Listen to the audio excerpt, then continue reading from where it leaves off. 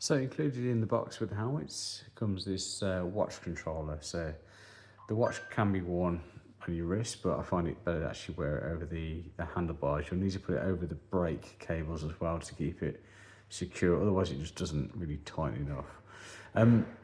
The watch is already paired to the helmet, so all you'll need to do is turn the watch on. So press and hold the button. You get this blue light on in the centre so that you know it's on. You can turn the watch on first or the helmet on first, it doesn't matter, but both need to be on to work. So turn the helmet on, press and hold the power button at the back. Power on. Bluetooth mode.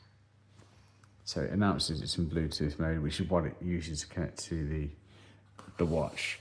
So to use this, it's fairly simple. If you want to turn left, just click on the left-hand button and it'll give you an audio announcement, and then it will tick several times whilst the light's flashing, so you know it is still flashing. So if I press this now, Turn left.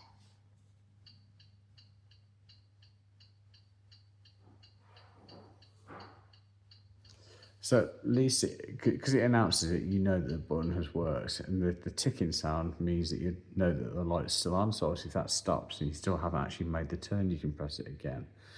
To turn right, obviously the same thing again. Turn right.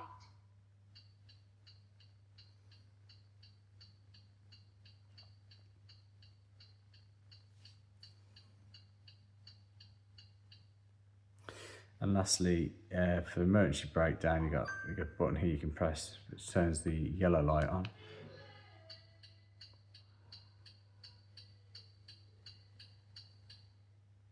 But also that button doubles up as call answering. So if someone rings, double press, so not a single, double press will answer the phone call. And after the phone, once you finish with the phone call, a double press again will end the call. So by doing so, obviously I haven't got a phone call at the moment, but you see it doesn't activate the lights doing double, whereas a single does start the lights. So obviously once we finish with the journey, you want to make sure this is switched off.